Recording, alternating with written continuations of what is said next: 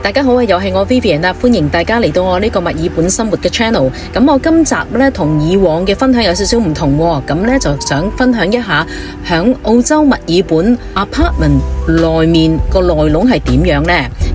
咁我帶大家睇睇啦。咁我發覺呢近年嚟呢，其實我都唔少朋友啦過到嚟呢一個墨爾本居住啦。咁除咗買屋呢，亦都有唔少開始留意下買樓，即是 apartment 喎。咁當然就唔會好似響CBD City 嗰啲咁嘅高樓大廈啦。如果響 suburb 咧，通常係比較低密度啲嘅，譬如2-3層啦，5層都有嘅。咁今日咧，我就想分享下我啱啱有個香港朋友咧就買咗 apartment， 就係響 McKinnon 呢一區。我覺得其實都唔錯喎，唔係一定話過到嚟澳洲一定要買屋。咁其實咧 apartment 都有啲高質素嘅。咁啊，首先咧想分享一下關於 McKinnon 呢一區啦。咁咧 McKinnon 本身咧係有一間好出名嘅公校，就係 McKinnon Secondary College。我相信大家如果留意校區咧，呢一個一定唔會走得甩噶啦。咁而佢周遭附近啦有其他區噶啦，例如 Bennett 啦、Oakley， 仲有Cheston 啦，其實揸大概15分鐘車程就到噶啦。咁所以咧，其實佢周遭嘅鄰近嘅區咧，亦都唔係太差噶，亦都唔錯嘅。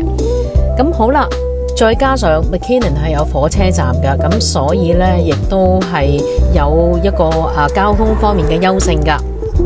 咁其實咧買屋定係買樓咧，都好配合你自己本身嘅 lifestyle 係想點啦。咁有啲人中意做多啲屋企嘢啊，做下花園啊，或者想空間大啲啊，可能買 house 啦，買 unit 或者 townhouse 會好啲啦。但係有啲朋友過到嚟咧，其實都唔係話一定要做好多 gardening， 亦都希望係 low maintain 嘅。咁你都知啦，其實香港人咧喺香港住嘅話，佢哋都唔係好想打理好多嘢噶，下下都親力親為咧，其實都好嘥時間啦，甚至乎自己唔識做，搞到一鑊粥。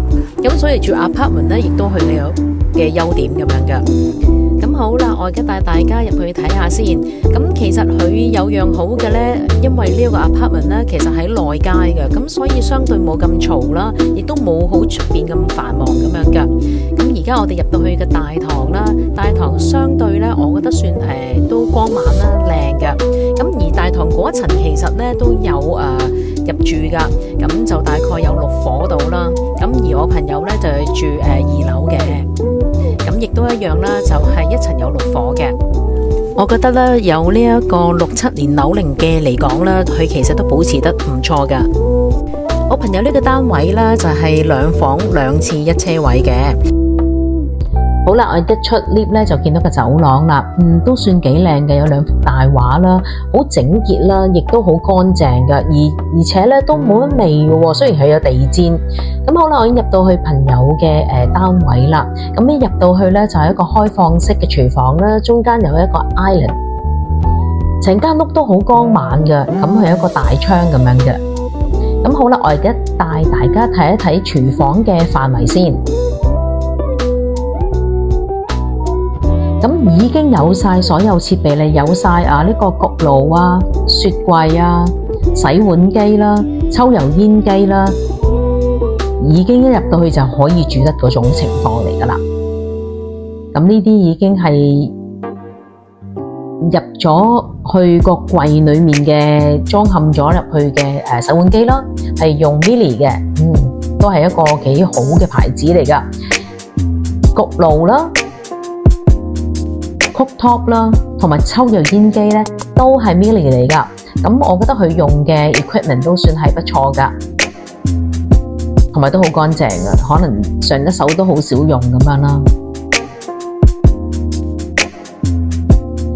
咁好啦，我哋又再睇一睇啦，雪櫃嘅位置啦，就喺呢一度，已經係入咗個櫃裏面嘅。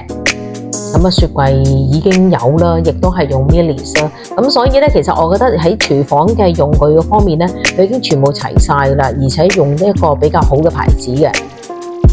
咁好啦，我哋睇一睇啲櫃啦，佢都幾多櫃嘅位置嘅，我覺得算係容納上咧都唔錯嘅。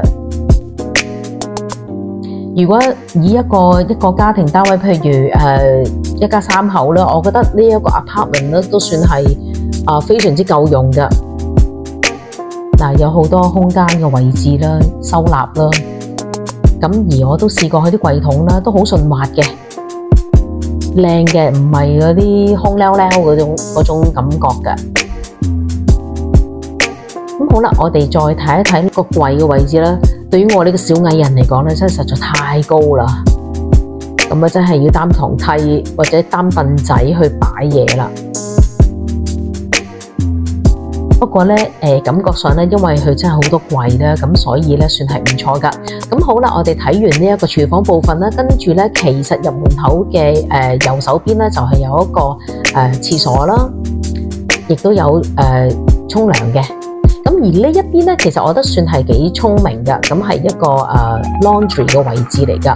咁你可以閂咗道門啦，亦都可以打開佢，亦都有一個容納嘅位置啦，擺洗衣機啊、乾衣機啦。咁同埋佢廁所咧都係高質素嘅，因為咧佢用咗呢個入牆式嘅廁所啦，望落去咧就係一個比較美觀嘅，就唔係有一嚿嘢突咗出嚟咁樣嘅。咁呢個 shower room 啦，顏色嘅配搭咧，我覺得都靚嘅。咁略嫌咧，我覺得其實佢個星盤都可以做得多少少位置嘅。咁而家咧變咗星盤，如果你想擺一啲梳妝嘢啊或者洗面嘢嘅話咧，就要用佢呢一個玻璃櫃裏邊啦。我哋發現咧，玻璃櫃咧其實可能比較濕氣，唔知係咪比較重咁，所以咧你見到嗰啲木咧已經有少少浮起咗少少噶啦。即係呢一樣嘢，有時我哋買屋就要注意下咯。咁好啦，我哋入去呢個洗手間隔籬咧就有一間房嘅。咁我覺得都幾市正㗎，亦都有一個好光猛嘅窗啦，亦都有 privacy 嘅。咁佢因為有個窗簾啊嘛。咁我哋睇一睇裏邊嘅衣櫃啦，都好 standard。即係澳洲嘅大部分都有呢一種有鏡櫃咁樣嘅。咁好啦，我哋行完呢一間房之後咧，咁跟住去另一間房啦。呢間房咧就 en suite 嚟嘅，套房嚟嘅，咁非常之大間嘅都。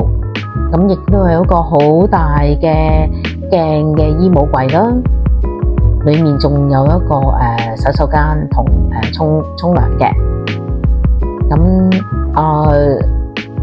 位置所有嘢都唔錯㗎，咁亦都係同樣有呢一個問題啦，就係可能濕氣重，咁所以咧嗰啲木比較浮嗰邊嘅。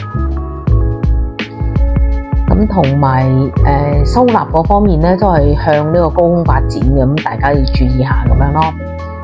咁如果俾咗我咧，咁我都會可能會擺多一個細嘅小櫃咁樣啦，裝一啲日常嘅咧，響洗手間或者沐浴間都需要用嘅嘢咯。咁好啦，我哋睇完個洗手間之後咧，又出翻嚟呢一個主人套房啦。咁裏邊個櫃咧，其實個收納咧都算係幾實用咁樣嘅。咁我發現咧，裏面咧其實都算係真係幾乾淨，啲明傾得都好好。可能上一手唔知係咪唔係成日喺度住咧，即係我咁諗啫，其實冇乜關係嘅。咁所有ceiling所有嘢啦，即係都好好啦，有個分體式嘅冷暖氣啦。咁同埋咧可以咧直接出呢個露台嘅呢個主人房。咁我呢個都幾中意喎，因為有個好大嘅窗啦，好開揚嘅感覺，好舒服。咁好啦，我哋就行出去睇下先。哇，個露台其實都非常之大，咁佢亦都起咗一啲好高嘅屏風啦，嗰啲 privacy 啦。咁同時間咧，個露台可以通翻出去呢一個大廳嘅，唔錯啊！其實我覺得佢個露台咧都算係一個賣點嚟㗎，因為比較大啦，咁令到成個空間咧就好多啦。咁如果中意響譬如響戶外啊，即係可以屋外面晾下衫啊，又或者擺一個咖啡台啊，或者一個少少嘅太陽傘啊，咁可以坐喺出邊。同埋我好中意咧佢出邊嘅屏風啦，佢又夠高啦，又可以有 privacy， 同樣咧亦都睇到出邊嘅視野喎。咁我覺得佢揀呢個屏風咧都算係好好啊。咁我都算係即係都幾中意啦，因為我都見過咧其他嘅apartment 啦，佢有時係 block 咗好多出邊嘅風景嘅，咁而呢一個係冇嘅。咁即係呢一樣大家都可以攞嚟參考下咁樣咯。咁好啦，我都分享到呢一度啦。首先好多謝我朋友啦，即係借間都出嚟俾我拍呢條片啦。咁雖然我唔係話啲乜嘢睇樓專家，但係咧俾大家睇下參考下咧，其實墨爾本咧都有一啲除咗睇屋啦、睇 unit 啦、睇 townhouse 之外啦，其實 apartment 咧都有啲高質素嘅。不過真係要花時間去睇下咁樣咯，唔單止睇配套啊，又或者睇自己嘅需要啦，屋內邊呢啲小細節咧，其實真係好多嘢要注意㗎。咁好啦，我已經分享到呢一度啦，多謝大家收睇我今集嘅分享，記得 comment、like、share 同 subscribe 我嘅 channel， 下次仲會同大家見面，拜拜。